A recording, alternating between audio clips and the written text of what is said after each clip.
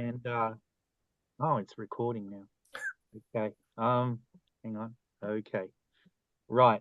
And I'm just going to read them out. So listen to them. Looking back on your teacher research journey, what key lessons or takeaways stand out for you? Right. That's one of the questions. And we have a second one saying, can you share one success or breakthrough moment during your exploratory action research process that was particularly meaningful?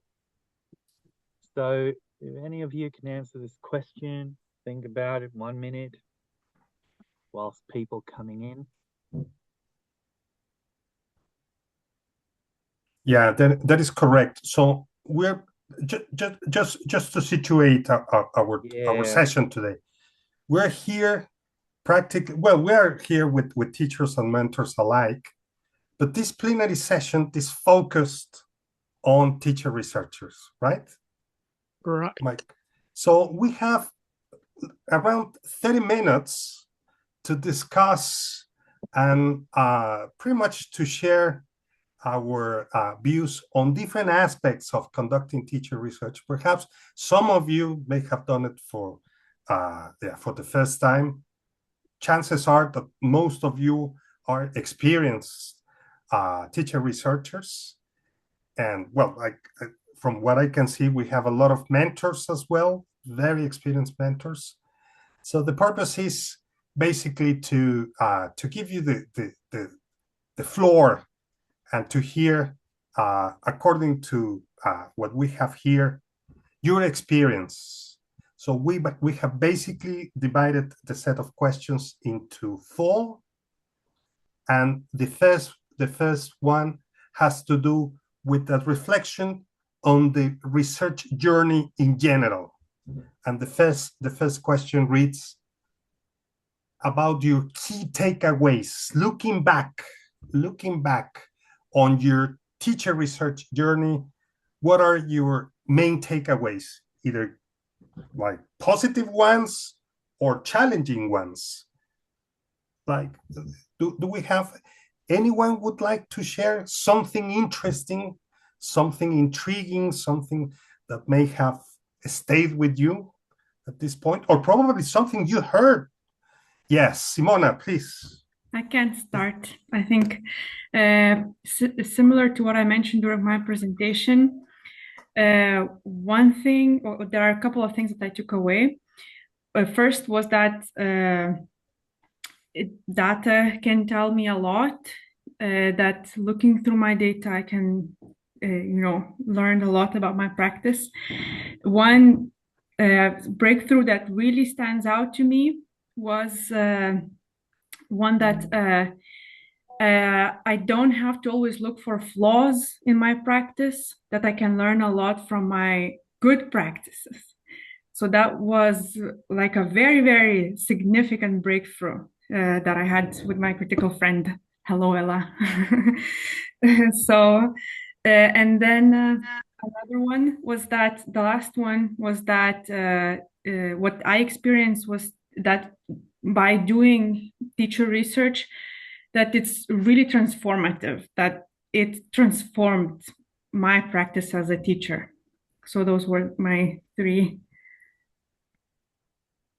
Oh, there's an echo. I'm sorry. My three main takeaways. Oh, well, thank you. Thank you very much, Simona. Thank you very much for sharing your experience. Can I ask you a follow-up question about what you mentioned in terms of the data? Like, do you plan?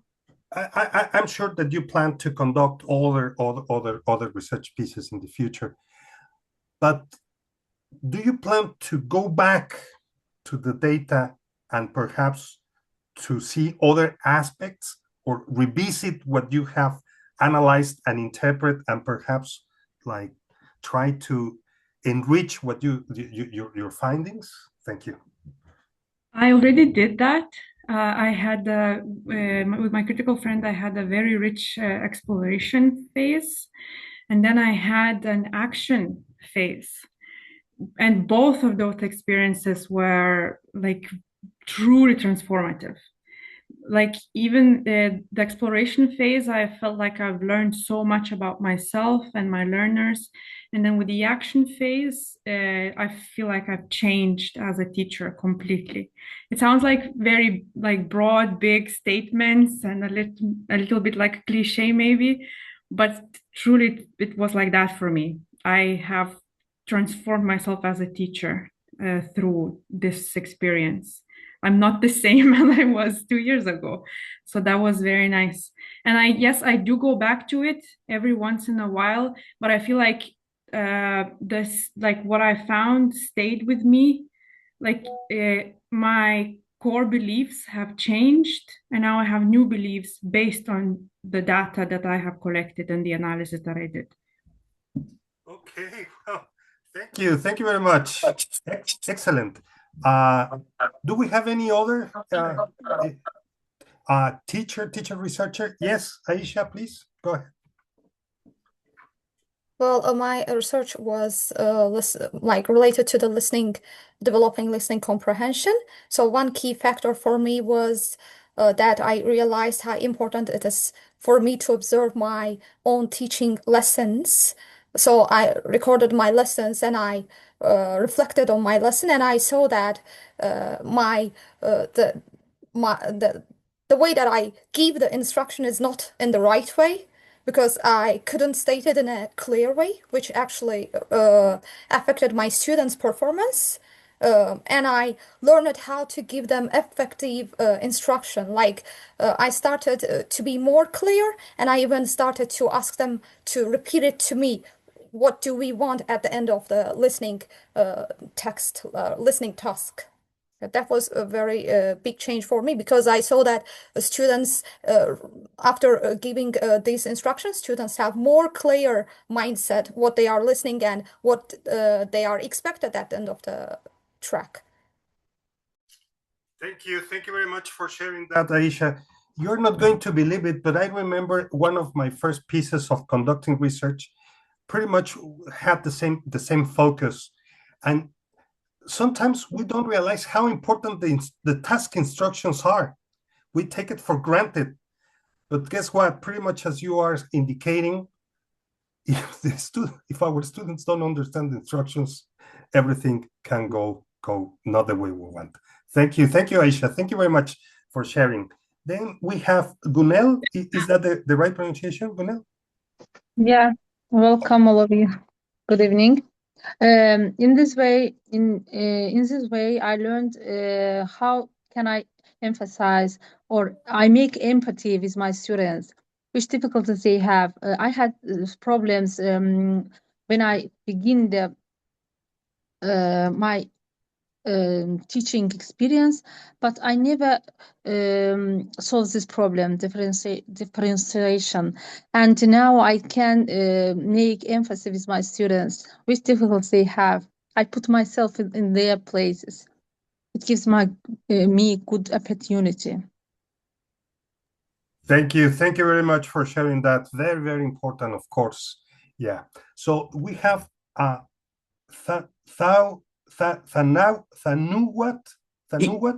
Yes, Thanuwat. Yeah. Thanuwat. Thank you. All right. Hello, everyone, and good.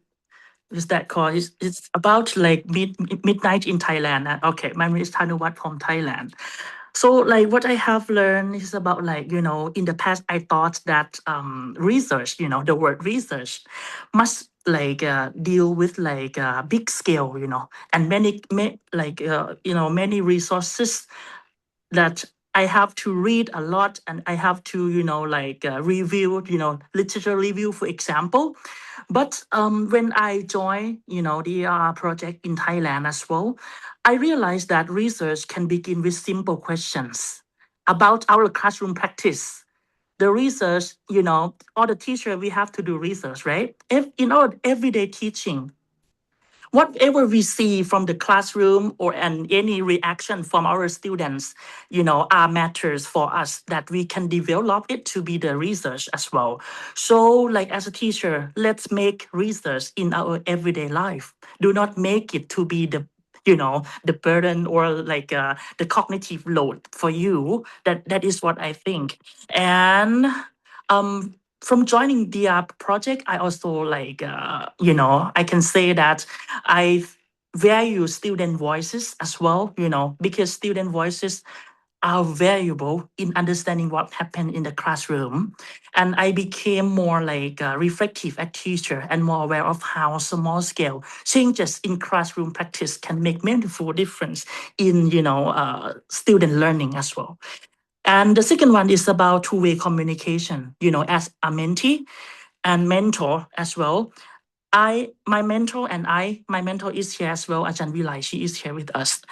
We always, you know, open to talk and discuss every single thing about our research as well. So my research can, you know, can be done, and I can like, I think I can develop more and more. This is from, you know, the way that we speak openly to each other, and we budget our time and find a room to learn and share everything together. Yeah, that is for me. Thank you. Thank you very much. Well said. Thank you very much. I'm going to read one comment that is in the chat box, that it is from Lady Cornelia, and it says, teacher research has made me learn how to experience patience and time management with my students, because I have to be patient to let them to make them think, I guess, before they speak. Thank you, Lady Cornelia, for sharing that. Ernesto, there's another comment in the chat box too.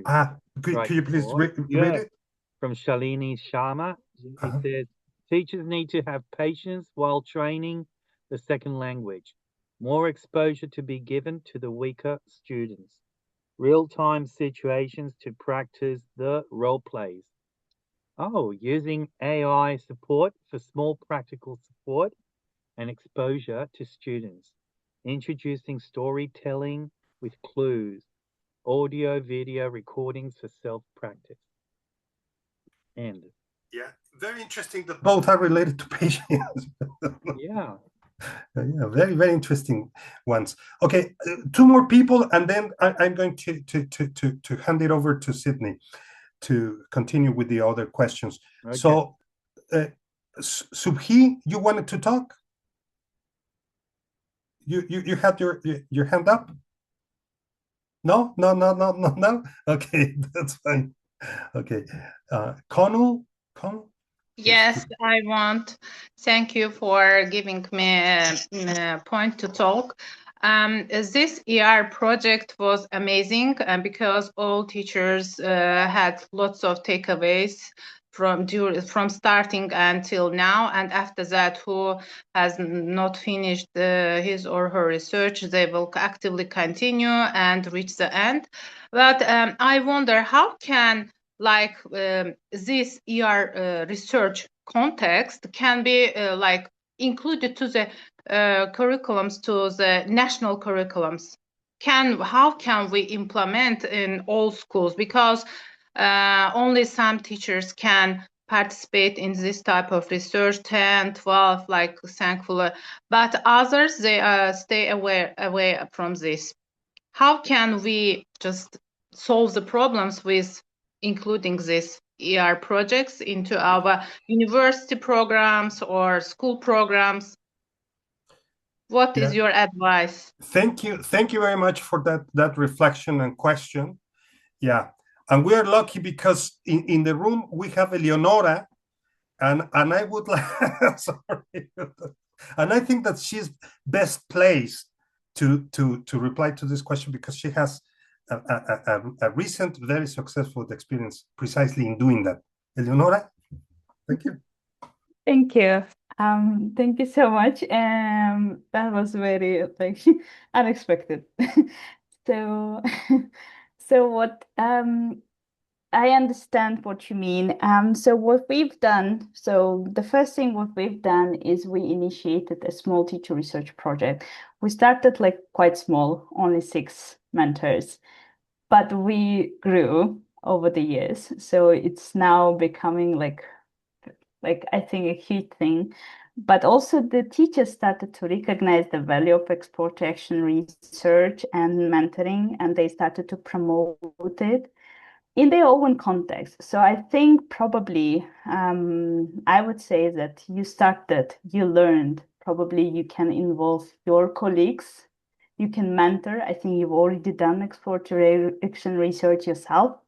So now maybe it's a good chance for you to mentor your colleagues so that they can promote exploratory action research in other places. Or like, for example, I know that we have invited some of the teacher researchers from different universities, but from teacher training organizations who did exploratory action research, and they started to promote it and they started to integrate it. And that's why, I mean, for example, now I have wonderful champion teacher educators who are teaching exploratory action research to student teachers, and they have actually they presented, student teachers presented. We introduced exploratory action research. We developed the materials all together. So that was like the first thing what we did, I mean, the first achievement, and now we're thinking about introducing it at in-service teacher training programs. So in compulsory in-service. But the thing is, like, you have to have people, colleagues who will be doing it with you, not only you, you know, like, but you can like initiate this kind of project where you invite, start doing it. Also, I think we will have a mentor training in MenTRnet, so you can be involved in this. I think, yeah. And then probably talk. I think that we need to move on, but I would suggest we are very, very lucky today because we have people like Eri Ekembe. We have people like Ella herself, Seven Tujan, and Ravi. And I would suggest that you contact them, and they have very successful experiences. Well, Eric Ekembe is here. Eric, would you like to say something about this? Yes, I want to cue up from what Elia said. And one specific thing which she said, which caught my attention, was that you need people. Yeah, you need people. In that context, I want to talk with reference to my context in which curriculum innovation is top-down. To make this institutional practice, you need to develop the people around you, build that capital around them, teacher research capital around you, both in terms of mentoring and in terms of the teacher researchers themselves. I quite remember a recent publication by Prem, Fag, and others. He's saying that this has been institutionalized in Nepal. Unfortunately, the mentors are not there enough to do structured work to be able to have the kind of results that the institution expects from the pre-service teachers. So the people, the mentors, and the teacher researchers, a few teacher researchers around, can be a kind of awakening call, or they can be exemplars. It can be some kind of exemplars, which, okay, the institutions which sometimes appear to be very strong, but in the long run, we realize that they are very fragile institutions. At the time they realize that, oh, it's working and it makes sense, then they see that it's something they can institutionalize as part of either the curriculum or policy in continuing professional development. So in all, my interest would be, or my approach would be, to start by developing the power, the grassroots. I start from grassroots, develop. For example, here we had last year we had my pre-service teachers who took part in this. Some of them have developed. I can talk about Nelvis, who's here, who's now doing teacher research for the second time, and hopefully by next year, she'll become a mentor.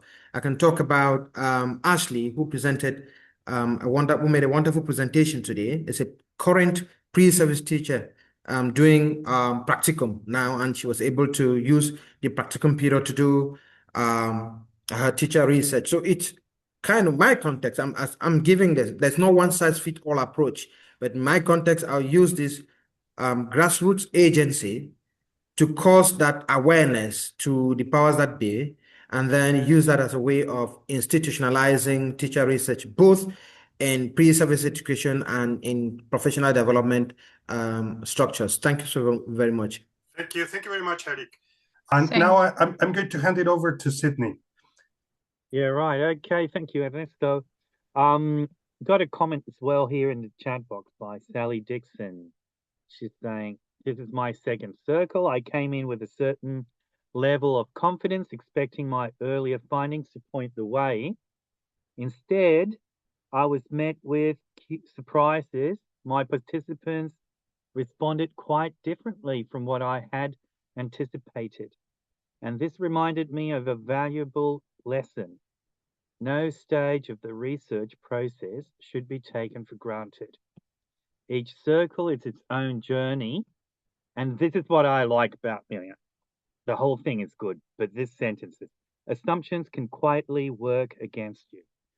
And assumptions, yeah, they're really tricky.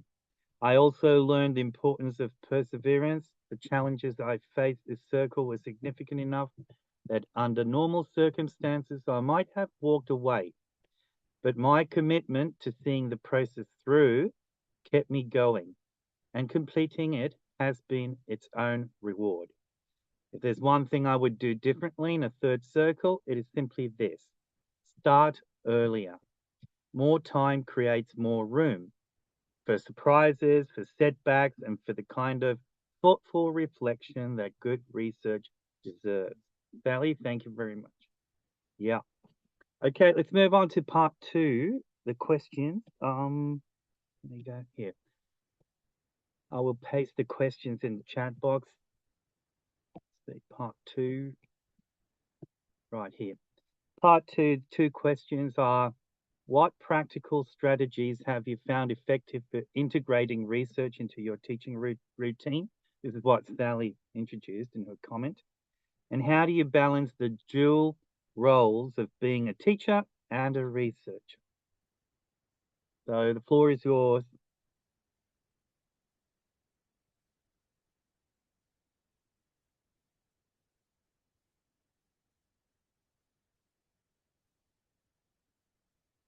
I can see a lot of hands up. No, just joking. Come on, somebody.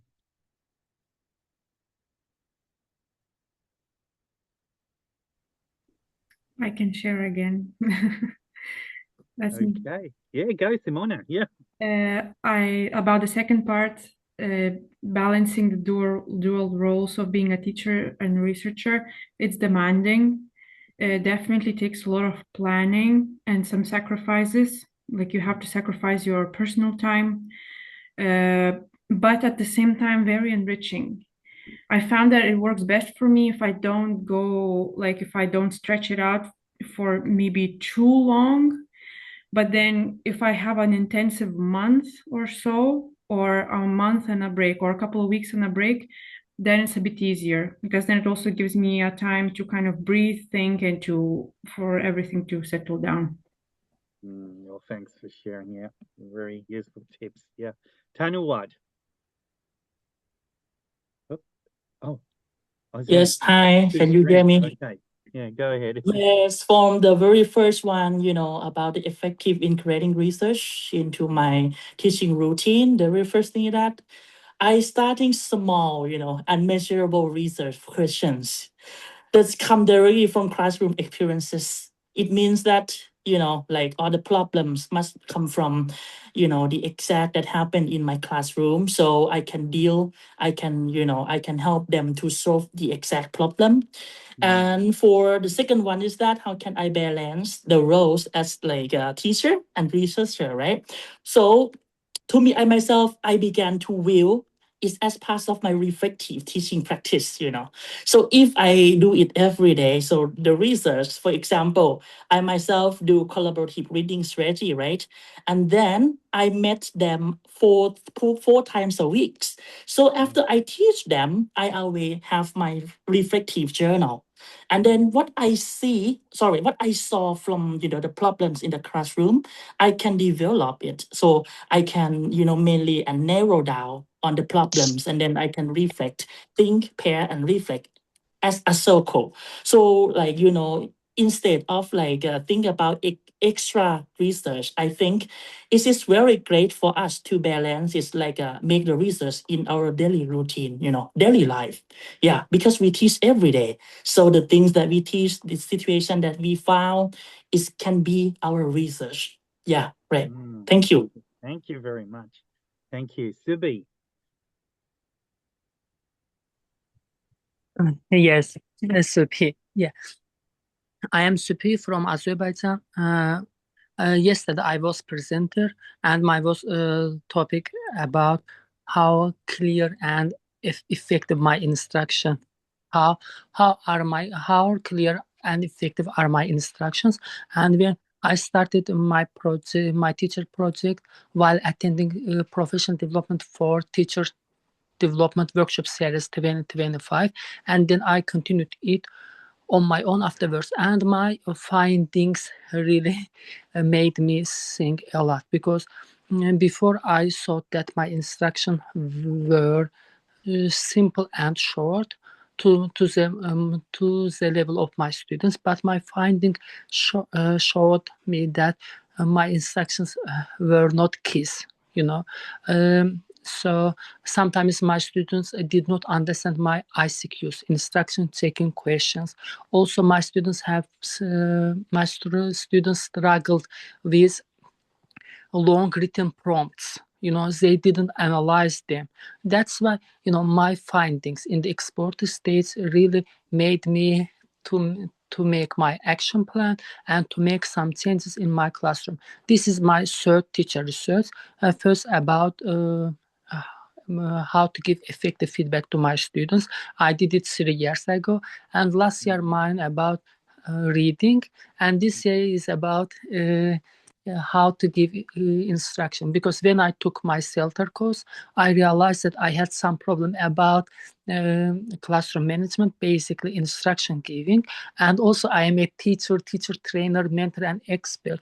But I would like to find out that why my students did not understand me, and today I found a lot. Also in Azerbaijan, I am the founder of VTech, Volunteer Teacher Activity Group. In our group, we have teacher research project, and Chanel, Aisha, and other teachers today presented their teacher research. In Azerbaijan, we would like to reach out more teachers who want to conduct teacher research in their classroom.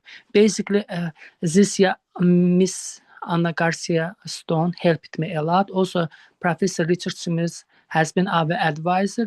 With their support, this year, today, we have 12 presenters. But next year, we would like to reach out more teachers.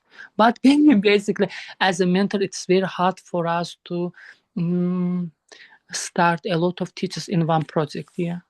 That's why first of all we need more mentors, and also I would like to create a WhatsApp group.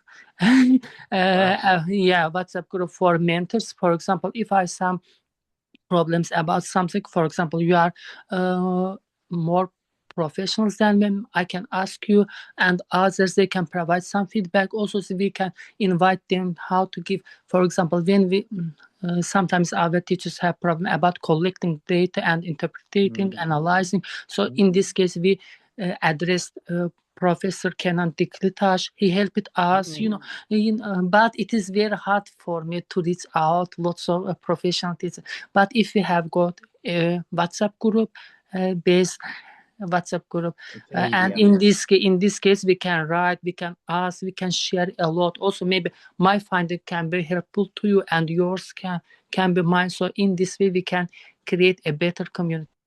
All right. Well, thank you, Subi. Let's move on to part 3. Just a couple of questions. Have a look at the chat box. Subi has already mentioned some. But it says, what obstacles do teachers in your context face when starting research, and how can these be addressed collaboratively? And then we've got a second question. How can mentors better support teacher researchers in overcoming common barriers like time constraints or lack of resources? And you're not allowed to talk about WhatsApp groups, okay? So come on. We have just 3 minutes left, right, Ernesto? Correct. So somebody? Correct. We Correct. have, So yeah, come but on. actually we can extend the session until All 6 right. to Okay, yeah perfect. to address even though briefly the You're fourth right. question, set of questions. Excellent. Excellent. Thanks. So come on, somebody shoot.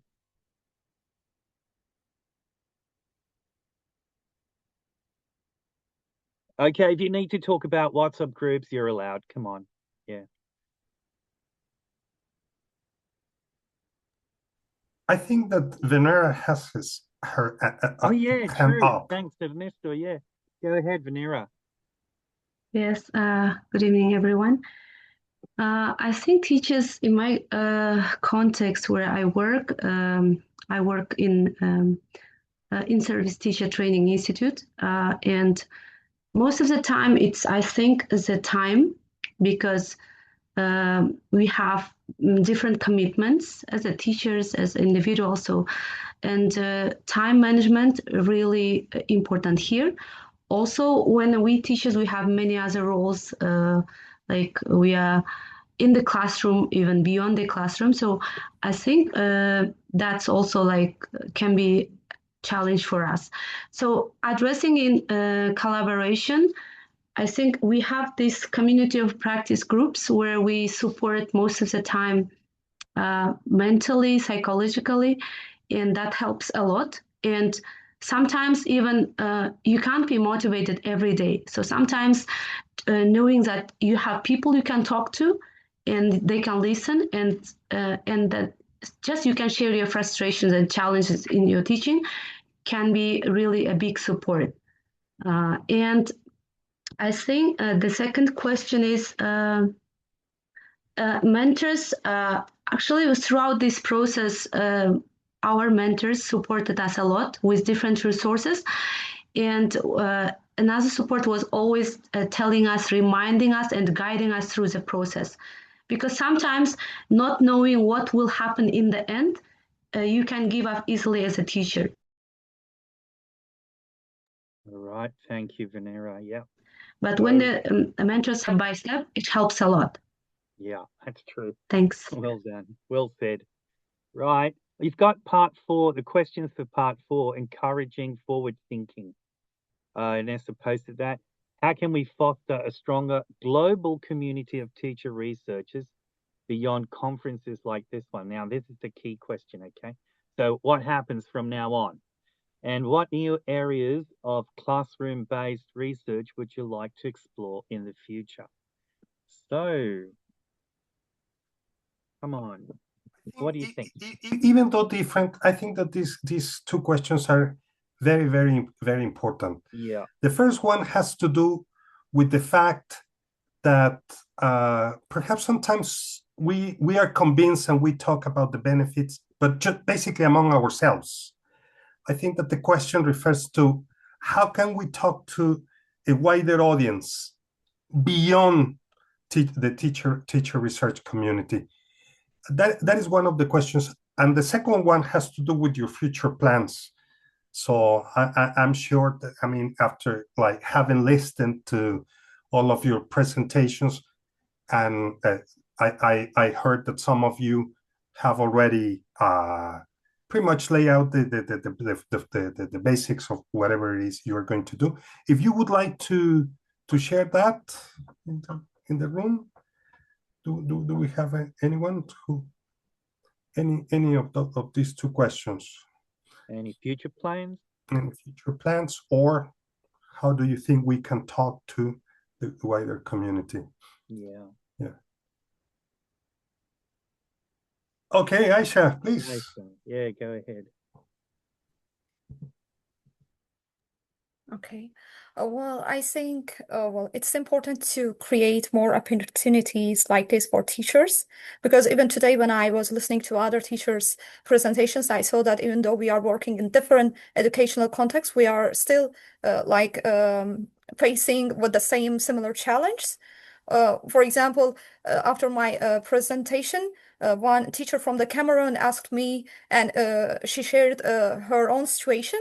and which also looked challenging for me. And I didn't want to lose this chance, and I just texted her and asked for her email so that we can share ideas together and work on this issue together. I guess in like moments like this show that conferences can help teachers connect and also give them a floor to express their own opinions, their own ideas, and even collaborate beyond the event itself. So yeah, I guess that's very important for me. Yeah, exactly. Networking, Sydney, right? We cannot share your personal information, but you can. So take advantage perhaps of this session to contact personally someone who you would like to, like, you would be like interested in having like a common collaboration or in having an exchange of ideas or experiences, and do it. Yeah, that sounds great. Thank you very much, Aisha. Yeah, that's a very good, very interesting point. Then we have Sally. Sydney, would you like to read? Because Yeah, wait, is it in the chat box? yes, it is. All right, let me go. Oh, okay. All right, yeah. Hang on. Okay, got it. Teacher research is not an entirely different process from teaching. It is simply teaching made more conscious and deliberate. Being a little more observant, a little more reflective, and keeping a journal. Yeah, that is already research. The two roles feed each other rather than compete. Being a researcher makes you a more curious teacher. Being a teacher keeps your research grounded in real experience. Starting at the beginning of the session ties it all together, giving you time and space to observe, reflect, and complete the process without pressure. We've had challenges with tech, but we've been able to support one another using screen recordings that show how to use some tech tools. And that's it. Yeah. That's brilliant. That's brilliant. Sally, is it okay if you elaborate at least on the first point or the things that you have just like written and shared? Would you like Okay. to? Thank you for the opportunity. Yes, I see teacher research and teaching as just two sides of the same coin. Like, I have to observe my students. It's something I do regularly. But then doing teacher research gives me the opportunity to actually put this down and share my experience with others. And then sometimes I assume that this is what my learners need. But doing teacher research has helped me see that it's a lot more than what they need. So I no longer assume. And doing this, I think I've done it twice, but I didn't start early enough. So I'm telling myself that this time I'm going to start right at the beginning of the session. So I'll have enough time to implement my findings and be able to see what I really want to do. Then for our group, the challenges we've had is mostly with tech, using Padlet, using Canva. So some of these are quite new, and we've been able to assist ourselves with screen videos, recordings of how to go about it. And we've been able to come through. Thank you. Great. Thank you very much. Thank you for sharing. And yeah, do we have any other teacher researcher who would like to share their future plans about conducting research?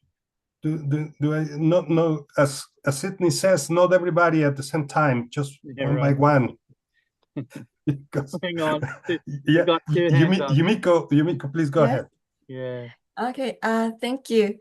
Thank you very much for this opportunity. And I really enjoyed this chance to share my research with everybody here.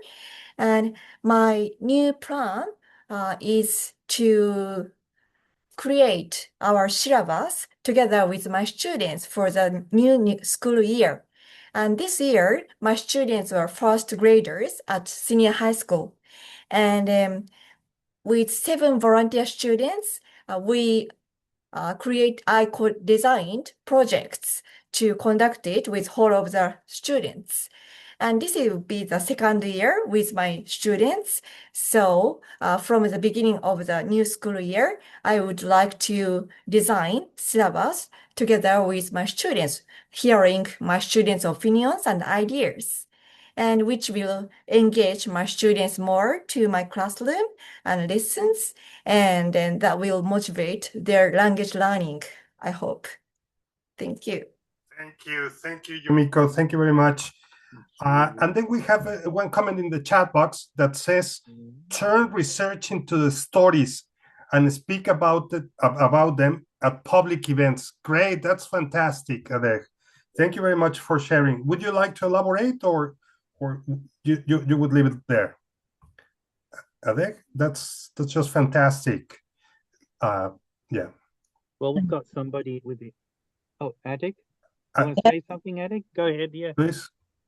I think turning research into stories is going to be quite interesting, because there you are not going to use data, you're going to use emotions, you're going to use things that are going to be striking for people to like follow. They have a follow-up of what you're going to do. You give more proof, you give emotional attachment. So it makes people actually feeling what you're doing is not going to be like as we are presenting problem, data collection and all the like. It's going to be much more public, and people will feel concerned, and I think that's a good way of actually sharing research with the public. I think that's fantastic, and actually dissemination is one of the phases that are normally missing in traditional mainstream research, and I think that is worth pretty much disseminating these to the a wider audience, to the general public, or to whomever. We would like to share this with. We as teachers know that we never know like how many like minds and hearts we touched with the spaces we generate, with the conversations we have, with whatever we shared. And yes, absolutely. Thank you very much. And then last, because of time constraints, Osondu, please, would you like to go? Osondu, would you like to share your future plans, or? Good evening, everybody. Hi. Good evening. I think coming to the end of the program today is very, very, it's what's that word? Ambivalent experience. Thinking about all that we've been through, trying to, put our data together, carry our kids along, and all of that. It's been a wonderful experience. So just as Sally has said, I believe that teaching research is two sides of a coin, and for myself, I've been able to see teaching from even a different perspective, especially regarding how to tackle or how to face my problems in the classroom squarely. Because I believe that we teachers always think that we know it all and that we're able to handle our problems, independently.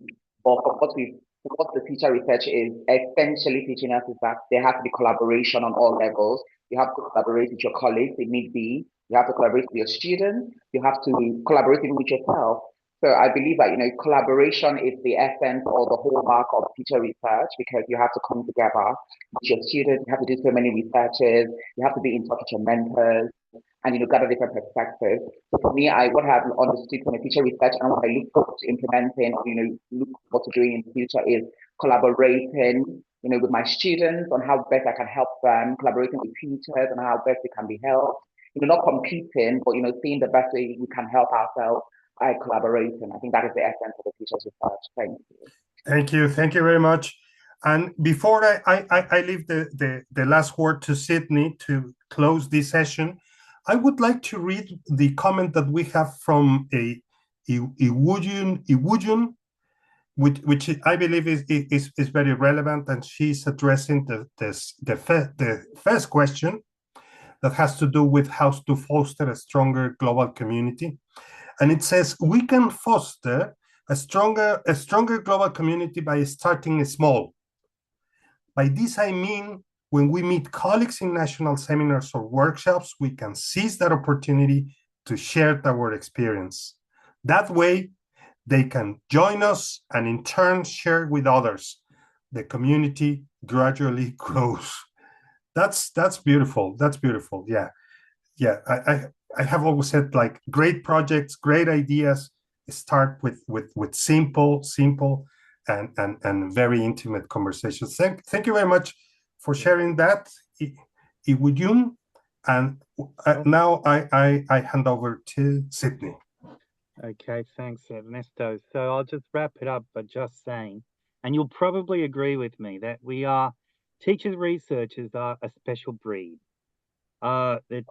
They're both teachers and researchers, and we should look after them and we should take care of each other because we're a special breed. And from what you said, we are very humble. We don't say that this is the absolute truth.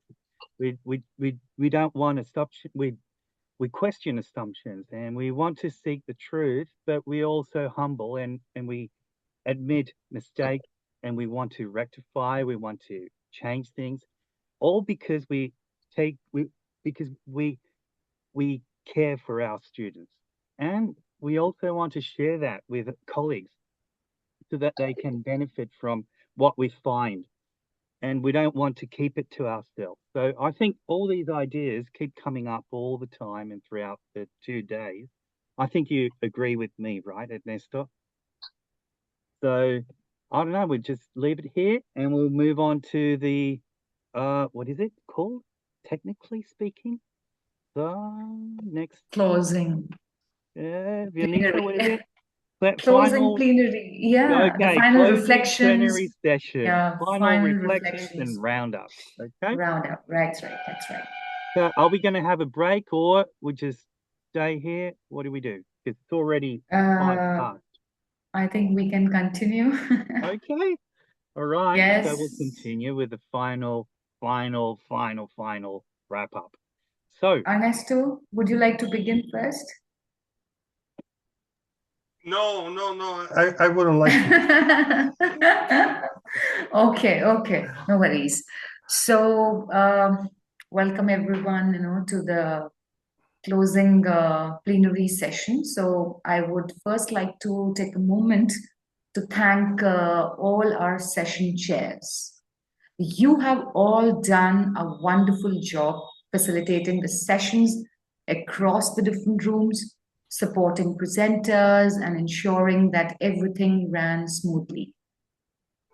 So Ernesto, I think, this is a part of our tradition that we first of all invite, all the chairs, to share brief reports, about the session they chaired. So may I now invite the chairs to briefly share their reflections and highlights, from their sessions, any key ideas, observations, or learnings, that stood out during the discussions.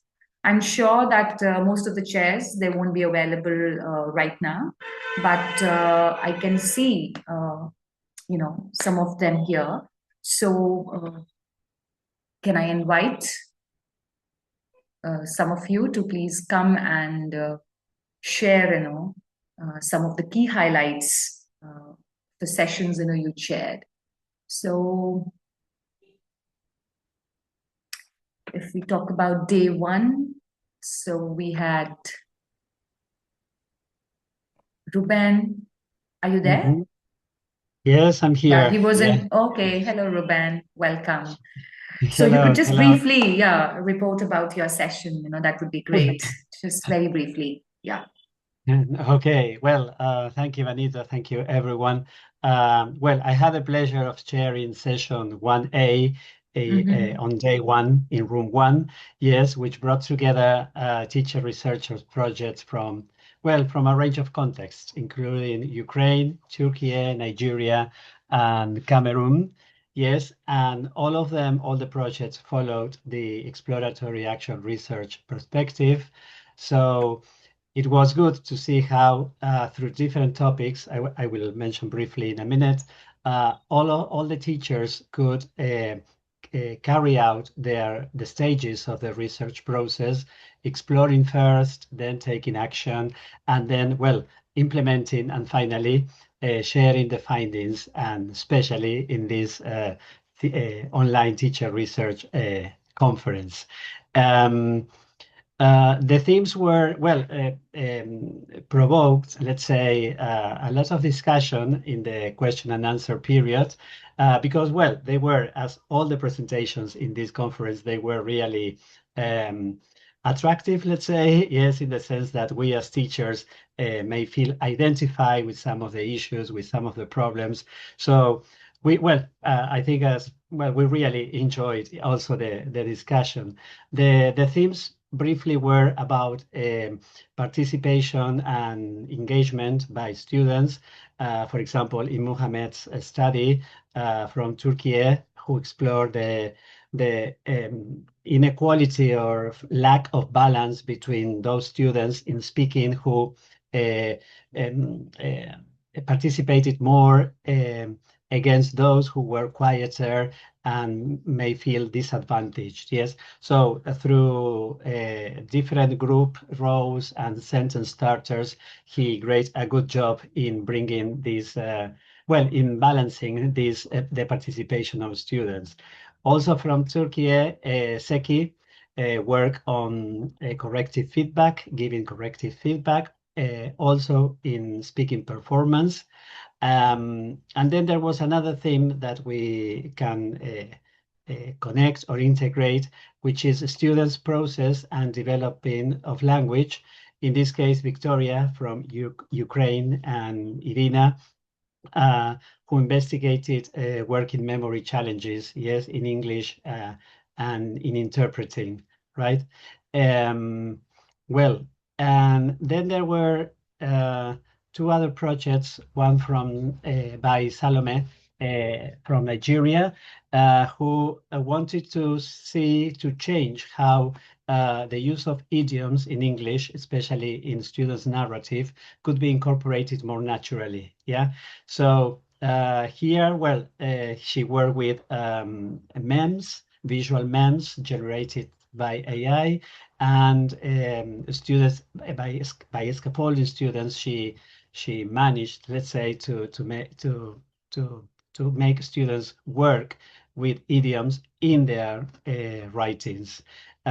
This generated discussion also in relation to multimodality and how the students can convey information through different semiotic modes. And then there was another one by Olina from Ukraine as well, and Valentina, addressing, they investigated how they could reduce the burden, let's say, of correcting and giving feedback to students at university by making students participate also as self-assessors of their peers. Well, and one last project also was interesting, the topic, because Brenda from Cameroon faced the issue of students using prepared materials in their exams. Yes, sort of not relying on their knowledge, but relying on prepared materials. Yes, so again, through support for study skills and learners' confidence, Brenda found good results in students' performance in tests. Yes, well, so all the projects again generated discussion, question and answers, and it was very, very enriching for all of us. And the spirit of exploratory action research was there all the time. Yes, so thank you to all presenters in session 1, day 1 room 1. Yes, and for your thoughtful and insightful research. Thank you so much, Ruben, for such a comprehensive report. We truly value, whatever you have shared. Thank you so much. Thanks. Yeah, somebody from room 2, maybe. Anna, if you're there. Yes, I'm here. Okay. Yeah, hi. Yes. It was the first session yesterday. I feel like it was a month ago. So much has happened since then, and I've heard so many things. I'm going to be much, much briefer. Yeah, definitely. I heard presentations by 5 teachers who were mentored by Ravi, all working in southern India in quite low resource contexts, and a lot of them working in some of them working in rural schools where the parents are illiterate, so challenging circumstances. And then I heard 2 teachers from Thailand who were working in very high-tech context. And it was very interesting to see that, in essence, their findings were the same, which is if you listen to your students and you take on board what they say, then the students become more motivated. And if they become more motivated, then they're going to learn more and they're going to learn better. So I thought that was interesting because the 2 contexts were really different, but the findings or what the teachers felt they had learned was very, very similar. I don't know if Ravi will agree, he was there. So, and the one of the teachers, Rahul from India, said that he created a joyful atmosphere in his class, which I liked as a phrase. I thought that was a very nice way of summarizing how he felt about the classroom. And then we had Anne, I know her as Anne from Thailand, and her mentee was a physics teacher, which I thought was fantastic, because the only other experience we have in this group of that is Maria Marta, who mentored some of her colleagues at work from different subject areas. And this teacher did EAR, and it helped her with unit conversions in physics classes. I have no idea what that is, but she carried out EAR and it helped her solve her problems in class. So that was also very interesting, I thought. And it's a topic, it's something for us all to think about. We're doing this in ELT, but it is EAR is something that is applicable to any classroom teacher, because it's about problems that you face and about looking at them and questioning them and researching them and finding a solution. So anyway, I really enjoyed it. It was very interesting, and all the teachers are admirable. Thank you so much, Anna. Thank you so much, Anna, for that. Thank you. And can we have someone from room 3? Maybe Mariana is not there. Thank you, Mariana, for sharing your written report, and we're definitely going to include all the reports, from in our conference proceedings, for sure. Josiane is also not there, but she had sent her written report. And yes, anyone from room 3 who wants to report? Ravi, are you still here? Ravi? Yeah, Ravi? In room 3 on day 2. I was there today. Is that because we don't have any chair present Actually, from day. I'm here from Saturday's session 2. Yes. Room 2. Yes. I can do that if you want to wait your turn, Ravi. Sure. Go ahead, please. Okay. Well, okay. Sorry, I want like Ruben. Sorry.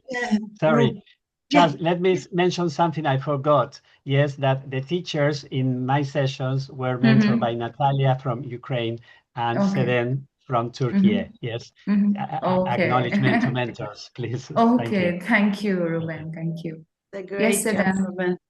Yeah. Okay. So, well, I had the pleasure of chairing room 2 during session 2A, 2B, 2C on Saturday. There we listened to a diverse group of teacher researchers sharing exploratory action research projects from different parts of the world. Saying that, I would like to acknowledge the mentors who supported their presenters in the sessions. Hajara M. from India, Ella Maxekova from Uzbekistan, Ruben Matsei and Mariana Serra as co-mentor from Argentina, and Jasur Bek from Ibrahimov from Uzbekistan. Their guidance clearly played an important role in helping these teacher research projects develop and flourish. actually, what stood across all 3 mini sessions was a shared commitment to understanding classroom life more deeply through teacher research. Many presenters began not with a fixed problem, but with a genuine classroom puzzle-like questions about motivation, participation, or engagement that emerge from everyday teaching experience. For example, in session A, several studies explored student motivation and engagement. For example, one teacher investigated why students sometimes prefer private English courses over school lessons. They're discovering that interaction, communication, and personal attention were key factors in shaping students' preferences. Another project examined homework engagement and demonstrated that redesigning homework tasks to be more meaningful and collaborative can significantly increase student participation. We also heard a thoughtful study highlighting the role of teachers' emotional awareness, suggesting that small reflective routines can positively influence classroom relationships and learning environments. In session 2B, the focus shifted toward digital and multimodal learning environments. One particularly interesting study explored how refining AI prompts for classroom use can improve the quality of student interaction with generative AI tools. Another project demonstrated how visual and digital resources can enhance engagement and confidence in adult ESOL context. These studies reminded us that technology becomes pedagogically meaningful only when it is carefully integrated into teaching practice. Then in session 2C, we saw how small classroom practices can make big difference in pre-service teachers' lives. We listened to 3 lovely pre-service teachers, very enthusiastic pre-service teachers. They explored issues such as teacher tone of voice, wait time after questions, and feedback practices. These projects again showed us how subtle adjustments in teaching can encourage deeper teaching, stronger participation, and more supporting learning environments. And across all sessions, I can say the mentoring dimension was particularly visible. Mentors supported teachers in shaping their research puzzles, reflecting on their findings, while the teacher researchers themselves showed great openness in sharing both their successes and their surprises. My final words, through systematic reflection, these teachers, the minute I wrote it down, these teachers transformed those questions into valuable insights for their practice. So I would like to end by thanking all the mentors, presenters, and participants who contributed such thoughtful and inspiring discussions in room 2. In the end, what these projects show us is simple but very powerful. When teachers research their own classrooms, teaching itself becomes a form of ongoing learning. Thank you. Thank you so much, Sadan, for that awesome sum up. That's why we value, Thank you. Thank you. Big thank you to the organizers. We really enjoy being part of it. Thank you. Thank you, Sadan. Let's move on quickly to room 2. Day 2. Room 1, Gyanu. Are you there? Yeah, I'm here, Vanita. Thank you. So can you quickly, in 1 or 2 minutes, just sum up any key highlights, from your session that you took? Okay, thank you. Chairing a session is, first of all, it is absolutely valued for my own professional development. This is a very good experience for me too. This conference has brought many teachers from different part of the world together, and then they have shared their innovative ideas, and everyone, I believe, got benefited by this conference. As a chair, my role was facilitating session, managing the time, letting everyone feel valued and supported. And I believe I could be able to do that. In my room, there were two mentors, Miriam and then Elodie were there. Miriam has got 5 teachers who are studying in the UK.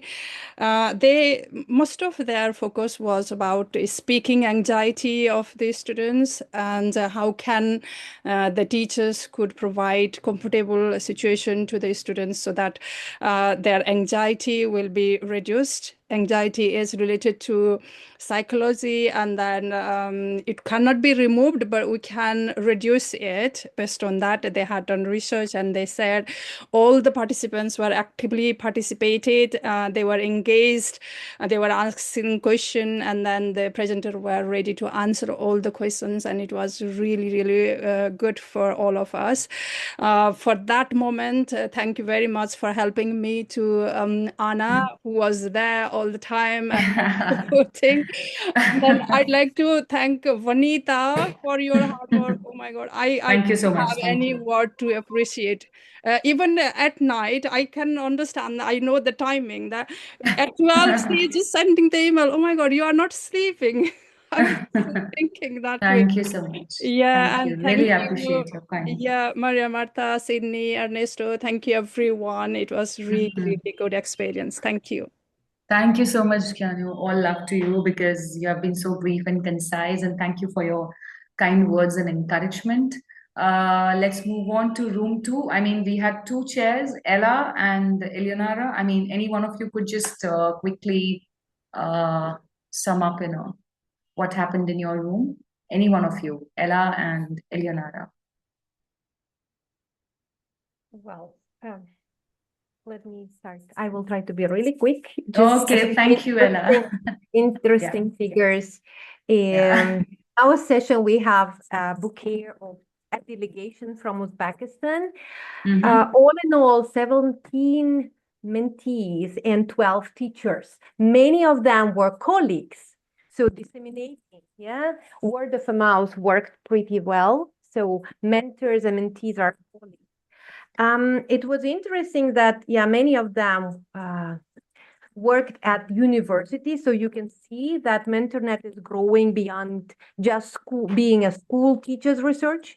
It attracts followers from universities, and it's growing and expanding as a stronger global community. Yes. Also would like to mention one highlight.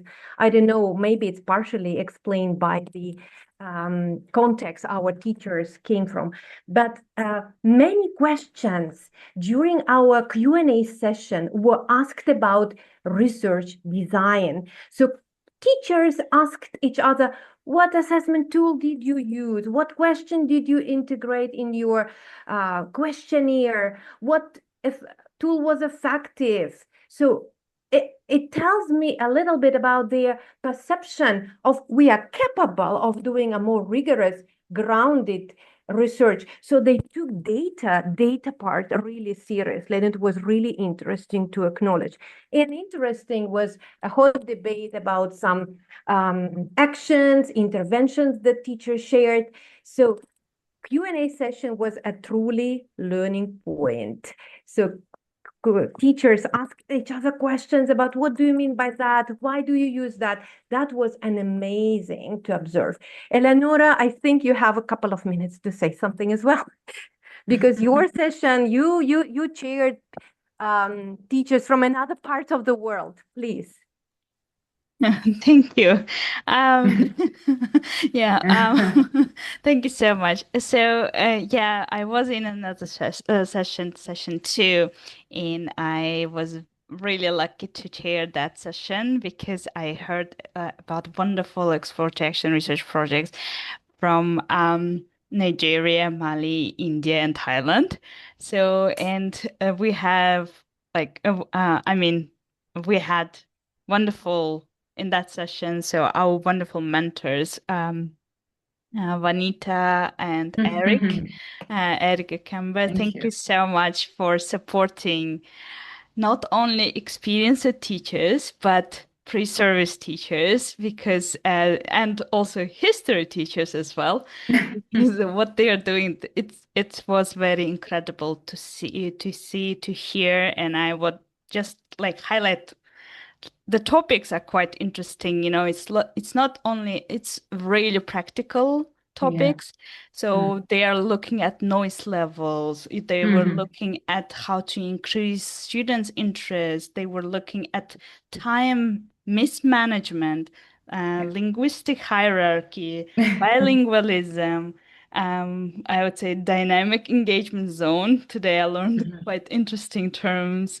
Yeah, and I think it was very incredible to hear. Then we have like reading culture, and while doing the research, they also like explored dyslexia issues as well and how to make the environment, how to create the environment for the of equal opportunities for students. Yeah, I think the whole the diversity of research project was incredible, and Q&A, like we even couldn't finish till like on time because Thank you was, so much, yeah. Ella and Eleonora, for your wonderful, summing up of your respective sessions. Let's move on to the last room. We had Ravi and Marisol. Any one of you would like to just share something interesting that happened in your room? Yeah, can I just say a few lines?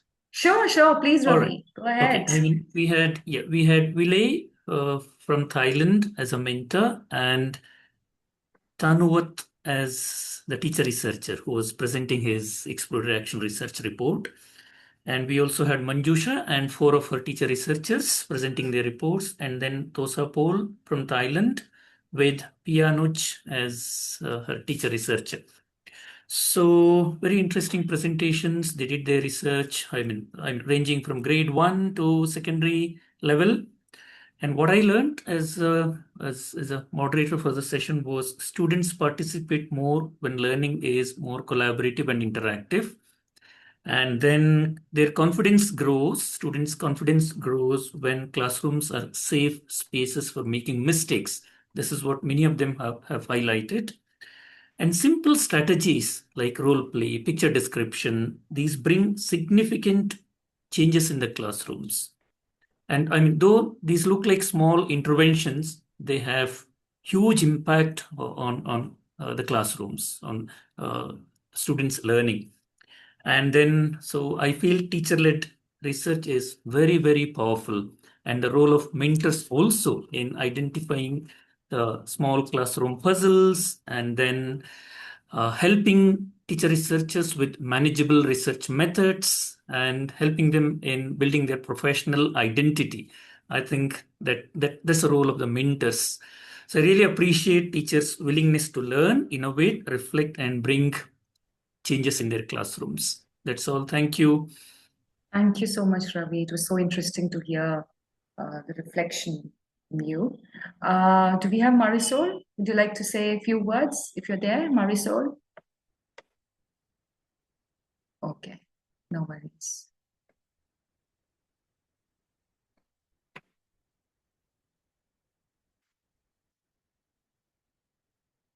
No, she was here, but she doesn't seem to be here now. Yeah. Yeah, no, she's not here now. Okay, she's not there. Yes.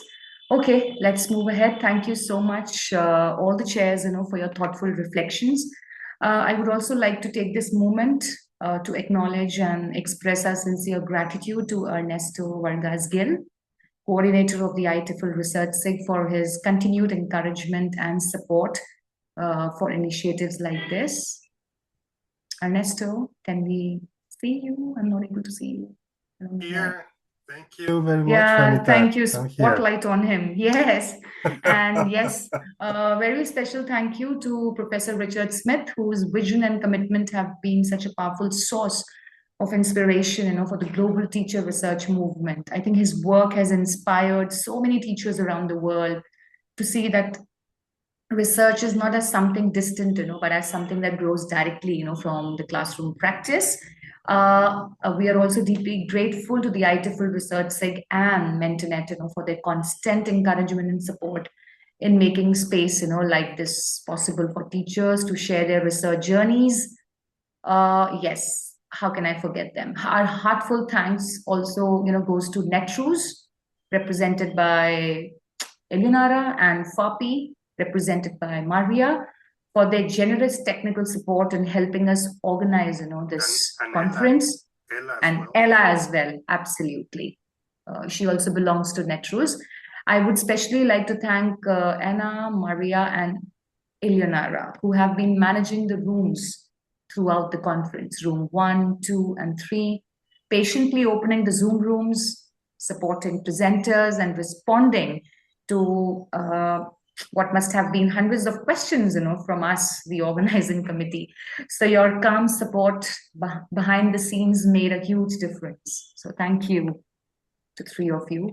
We would also like to extend our sincere appreciation to our reviewers who generously gave their time and expertise, to review the abstracts and provided thoughtful and constructive feedback. I mean, their contribution ensured the quality and richness of the presentations we have seen, over the past 2 days. We would like to express our heartfelt gratitude to all the mentors and teachers. I think without their commitment, participation, and willingness to share their research journeys, this conference would simply not have been possible. So, a million trillion thank you to all of you. And yes, of course, how can I forget? I must thank my right and left hand. Sydney, can you just wave your hand? And Maria, for their rock solid support throughout this process. Organizing an event like this truly takes teamwork, and I'm deeply grateful for your constant collaboration, encouragement, and commitment. Yes. May I add something? Yes, please go ahead, Maria. I'd like to thank Vanita and Sydney, particularly because, and also Ernesto, of course, and Richard, and everyone who Vanita has thanked. But in particular, I want to thank us 3, Vanita, Sydney, and myself, for having worked throughout time zones. Vanita in India, Sydney in Spain, and I in Argentina. Can you imagine those 3 time zones? So that was really hard work. And well, we are very glad to have made this real, and thanks to you, of course. But well, we are here and we are reaching the end of the conference. Thank you very much. Yes. Thank you so much, Maria. I mean, this is our 3rd year of organizing the Teacher Research online conference, and I think it has been a journey that has required, a great deal of effort, brainstorming, networking, coordination from many people working together. And when we first saw the overwhelming response to this conference, I mean, we had more than 150 presentations, Maria, and more than 50 mentors. So we were, admittedly, a little apprehensive about how we would manage such a large number of participants and sessions. However, step by step, we navigated the process. And I believe I have successfully sailed through it. I am always reminded of Sydney's words, little by little. Am I right, Sydney? Yeah. And indeed, it has been through like many small but dedicated efforts, that we have reached this point today. So as we come to the end of this beautiful journey, we also look ahead, with optimism. So perhaps in 2027, we will return again with new faces and new organizers. We as an organizing committee, we feel that change and fresh perspectives always bring new energy and possibilities.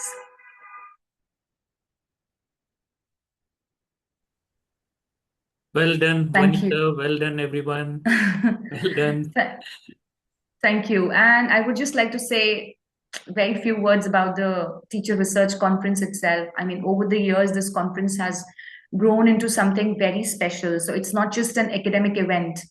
I think it's truly a celebration of teachers' voices. So it's a space, where teachers from different parts of the world come together to share their classroom stories, their questions, their struggles, and their discoveries. So teacher research reminds us that meaningful knowledge does not just come only from large research institutions. I think it also emerges from everyday classrooms, from teachers who are very curious about their learners and they are reflective about their own practice. And what makes this conference truly inspiring is the diversity of contexts represented here today. Teachers from different countries, educational settings, and experiences, they have come together to share ideas, learn from one another, and support each other's journeys, I should say, as teacher researchers. So in a way, this conference, it feels like a festival of teacher research. I think a space where we celebrate inquiry, we celebrate collaboration, and the courage of teachers, who turn their classroom questions into meaningful research. And as we conclude today, I hope that the conversations, ideas, and connections that begin here, will continue to grow in our own classrooms and professional communities. Thank you once again for being part of this wonderful community and for making this conference such a vibrant and inspiring experience. Thank you, everyone. Over to you, Ernesto. We want to hear something from you. Thank you very much, Vanita. I prepared a brief message, but I would like to go last. So after Sydney, if that is okay. Okay, sure. Over to you, Sydney. You wanted to say something? Over to me. Oh, right, okay. I just want to say that, as I said in the plenary, we're a special breed, and we can see it. We can see it in when we care for our students. We don't see them as subjects or participants. We see them as human beings, okay? Yes. And with feelings, emotions, and aspirations, goals, and challenges. So that's a whole different ball game altogether. And to do research in such circumstances, you need a special type of research. Okay, we call it practical research, but it's more than that. And these are my final words, but I might say something else next year. Over Thank to you so you, much. Ernesto. Thank you very much.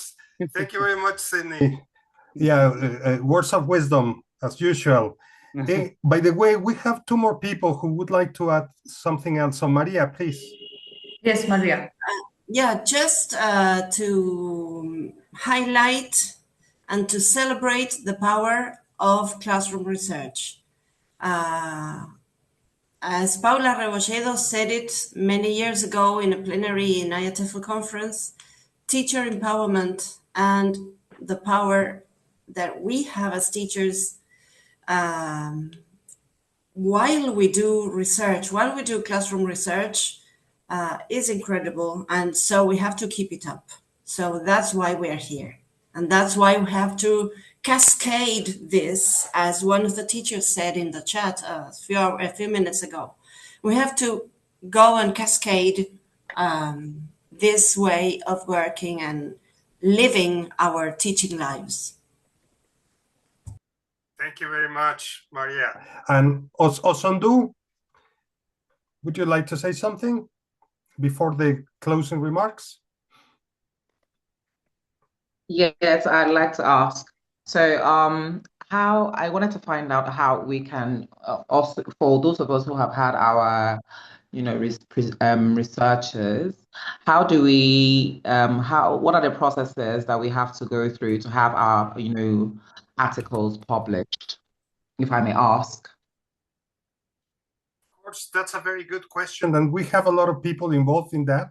I think Anna is here, or Sydney. Well, Sydney would I also can be. Sorry, yeah. Sydney, Yeah. please.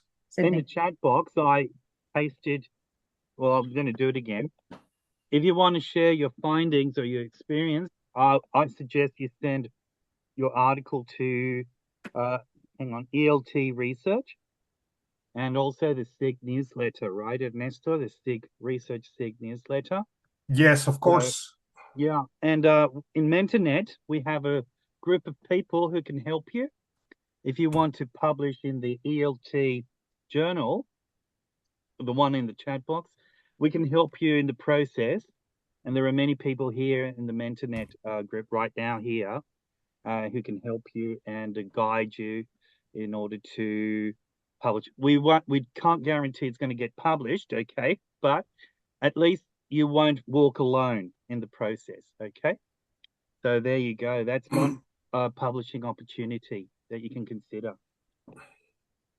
Over to you, Ernesto. Thank you very much. Well, I just prepared a very brief message that I would like to share with you. So, well, first of all, thank you everyone for being here. I think that we can all agree that this has been well, an amazing 2 days.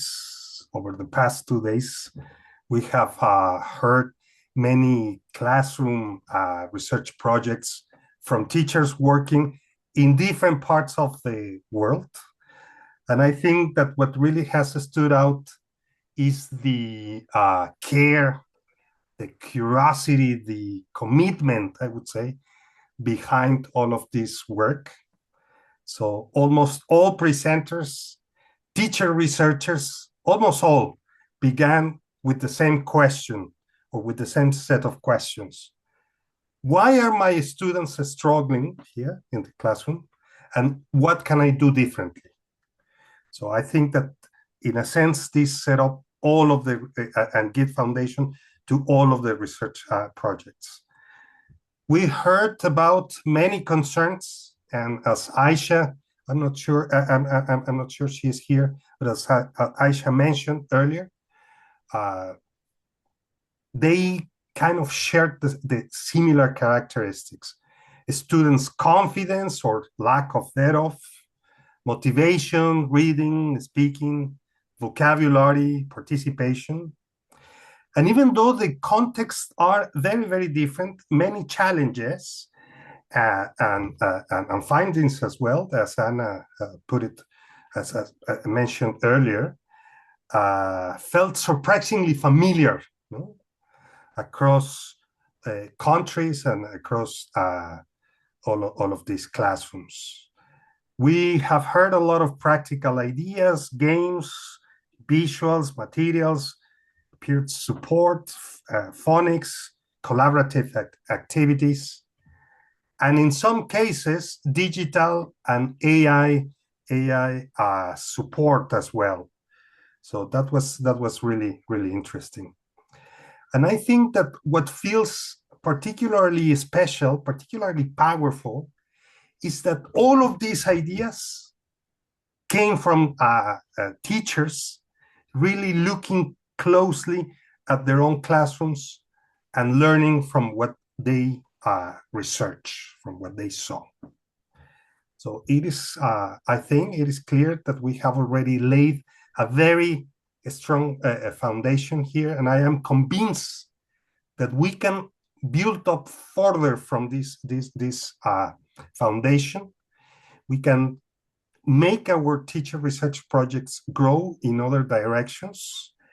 And for example, many of the projects we heard about were practical and focused on improving classroom teaching and learning, and that is absolutely fine.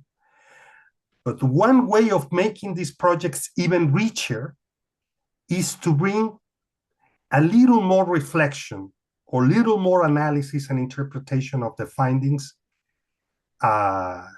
in light of the projects themselves. So for example, along asking questions about what worked well in our classrooms, we might also ask questions about the wider system.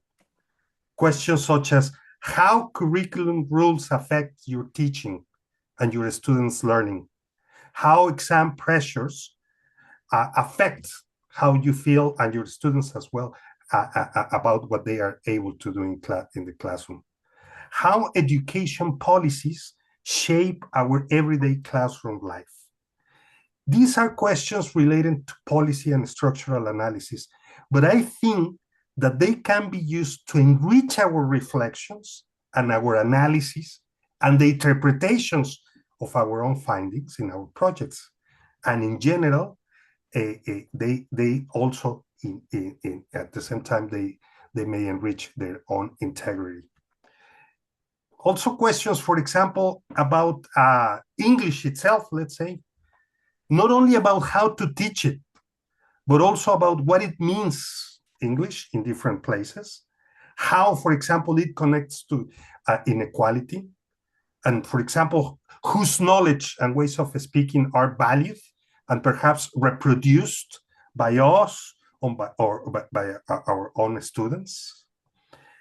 And because many presenters are working in multilingual context, it would be really interesting to hear more about how students' other languages can be used as strengths in learning rather than only being, let's say, being seen as something to prohibit or to ban or to reduce. Another idea is, for example, that would be really, really interesting, teachers' working conditions. Many teachers are clearly trying to improve learning in difficult circumstances, but we don't always hear enough about workload, resources, class size, or institutional pressure, even though these things shape what is possible in practice, and they shape the form of our own research projects. Of course, we can avoid mentioning these things, but that only helps to normalize these circumstances. Finally, teacher research can also keep growing in how it talks about research itself. And I think that Ella talked about this or referred to this, about its limits, its ethics, for example. And the question, it still leaves open, not so much perhaps to make it, and I may disagree, to make it more rigorous, but perhaps to make it more reflexive and reflective, which are the fundamentals of any form of research, either new or traditional or alternative. So for me, the conference shows not only how important teacher research already is, but also how much we can still make it grow. So thank you very much to all of the presenters, mentors, chairs, and participants. Thank you again, Vanita. Thank you, Maria. Thank you, Sydney. But especially, thank you to the teachers and mentors who were willing to look closely at their own practice and who were mentored and share what they have discovered in their classrooms. Thank you very much, and see you next year. Thank you. Bye-bye. Can I just take a picture of everyone? I mean, if you could just put your video on, I would just like to take a picture. Yes. You all look great. Just a sec. Say cheese. Cheese. Thank you. Let me take another sheet as well. Say cheese. Another one. A big smile. Thank you.